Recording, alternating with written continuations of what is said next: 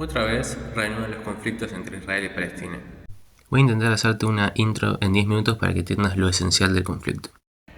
La religión judía es una religión etno-religiosa, comparte un pueblo y una creencia, que es la alianza entre Dios y el pueblo judío, cediéndole la zona del actual Israel y Palestina.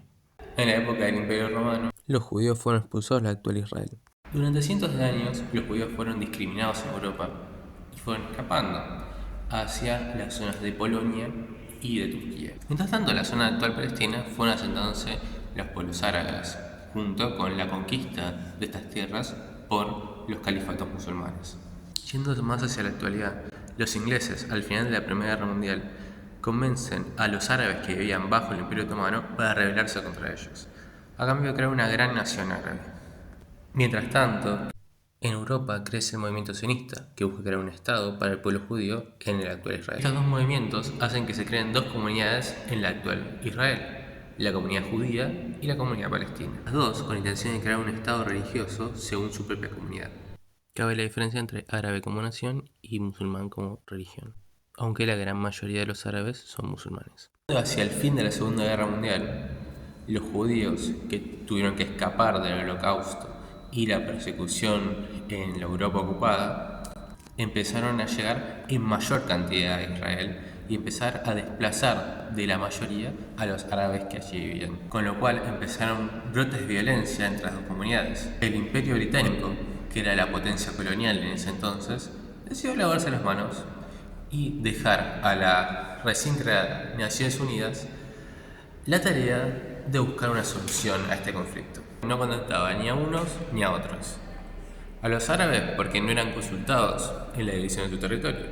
A los judíos porque creaban un estado insostenible. Por eso en 1947, cuando se aprueba este plan, Israel declara la independencia y los países árabes que rodean a Israel le declaran la guerra, quedando establecidas otras fronteras.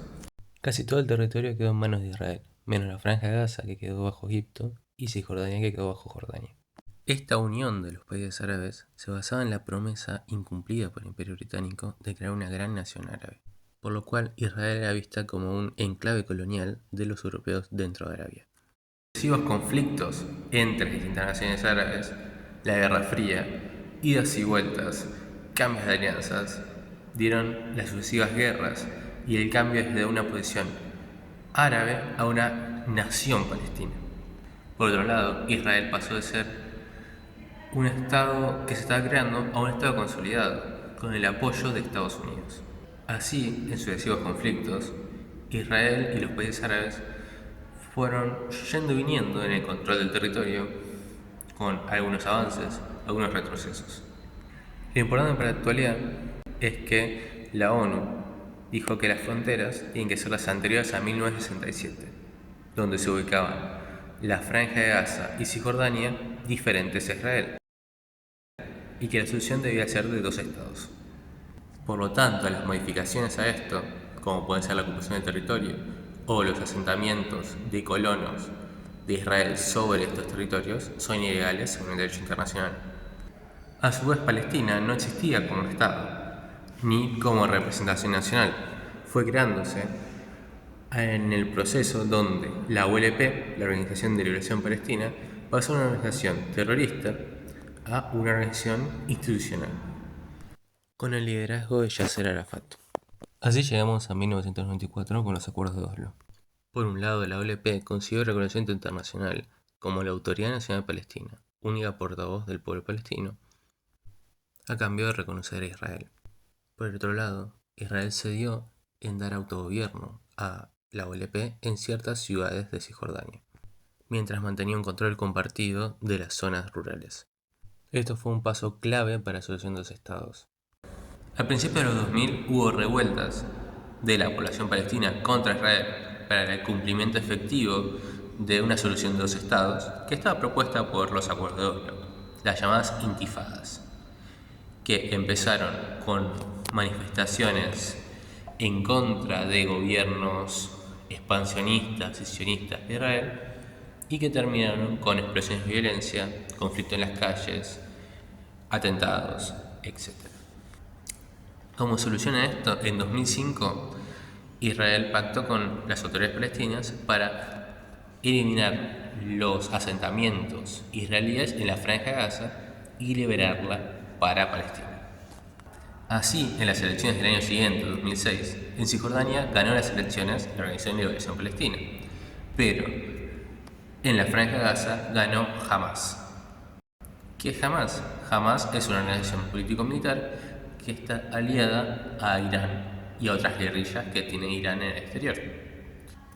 A diferencia de la OLP, Hamas no reconoce a Israel y busca que todo ese territorio sea recuperado para Palestina.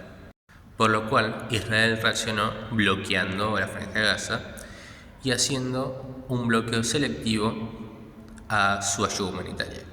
Es decir, tanto por mar como por tierra, la Franja de Gaza está bloqueada y monitoreada por Israel, incluyendo sus pasos fronterizos con Egipto y su conexión con Cisjordania, así como su suministro de agua y eléctrico. Tres conflictos que hubo a menor intensidad entre Hamas y el Estado de Israel, que entre otras cosas llevaron a Israel a bombardear edificios e infraestructura civil y sanitaria en Gaza, lo que creó una crisis humanitaria y muy difíciles condiciones de vida, teniendo en cuenta que cada ataque con misiles desde Gaza a Israel fue contrarrestado con bombardeos desde Israel hacia Gaza. En los últimos años lo que vemos es que el gobierno de Israel, comandado por Benjamin Netanyahu, ha propuesto soluciones, según él, para la cuestión palestina, que se refieren a crear un microestado palestino que en realidad no sea soberano y perdiendo territorio de las fronteras de 1967, quedando totalmente bajo las restricciones israelíes. A su vez, de su gobierno, hay partidos ultrarreligiosos que buscan dejar afuera a los palestinos, promoviendo la construcción de nuevos asentamientos judíos y la colonización de todas las tierras. Esto generó mayores tensiones y mayores conflictos que derivaron de distintos frentes de violencia en los últimos años.